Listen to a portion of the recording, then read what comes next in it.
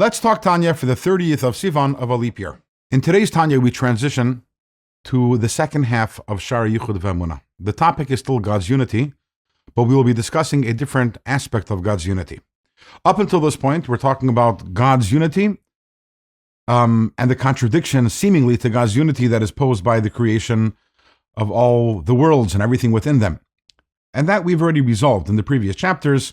Today we're going to talk about a different aspect of God's unity, which is the idea that God's unity is different than any unity that we are familiar with, because in Chassidic terminology, God's unity is known as Achdus Hapshuta, which means simple unity, which is as opposed to Achdus Murkeves, which means a composite unity, or a unity which is comprised of different components.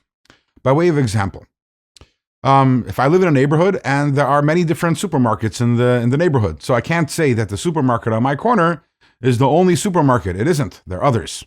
But what if there is only one supermarket in the neighborhood? So then I can honestly say there's one supermarket here. But this supermarket, is it Achdus Hapshuta? Is it absolute unity? No, because the supermarket is comprised of a building and aisles and products and cash registers and everything else that's in there. So yes, it's a single supermarket, but it's made up of many different components. A human being. I am one person, but I have physically, I have hands and I have feet and I have ears and a head. And spiritually also, I'm comprised of many different components, also many different qualities and attributes. When we say Hashem Echad, when we say that God is one, it doesn't only mean that there is only one God, or even it doesn't only mean that which we've spoken about in the previous chapters, which means that there's nothing but God, but that means that God's unity and oneness is absolute. The Rambam grappled with this idea because, after all, we know there's God, and we know that God has knowledge. So doesn't that make two separate entities? There's God and his knowledge. And the Rambam says, no. In his famous words, he says, Hu ha-yidea, hu ha-mada, hu ha-yadua.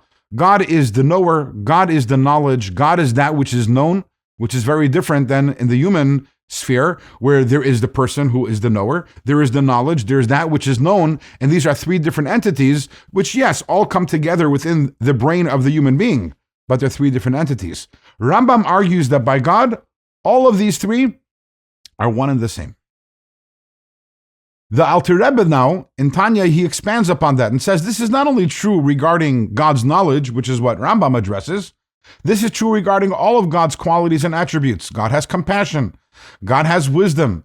God has kindness. God has desire. All of these, none of them constitute ribuy or multiplicity within God. God is absolutely one with all of them.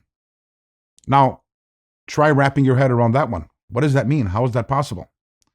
So Rambam already tells us, stop it. Don't try to wrap your head around it. You won't be able to. And why is that? Because we're only able to relate to things that are somewhat within the framework of our experience. Something completely beyond the framework of our experience is impossible for us to understand. By way of example, it's like trying to explain to a person who's blind from birth the concept of colors, an impossibility. And because in our reality, in our framework, there is no such thing as this kind of absolute unity of different components, but rather everything is a composite unity. It would be a futile attempt to try to understand the way it is by God.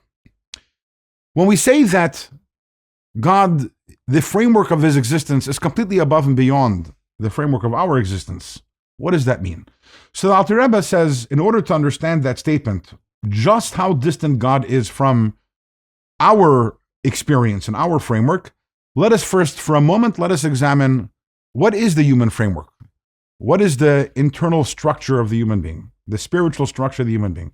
So very basically, and this is something we've talked about in Tanya in different times, in different places in Tanya, the basic human structure is comprised of 5 different levels.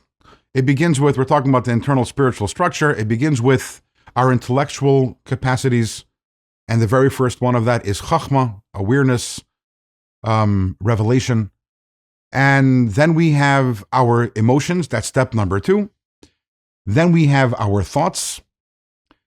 And then we have our speech, that's step number 4. And finally, it all boils down to action. So something which begins with an awareness of something, I mentally process it, and then I develop feelings towards it, I think about it, I speak about it, and I act upon it. That is our framework. How does that compare with God's framework? That will be the discussion, God willing, in tomorrow's Let's Talk Tanya.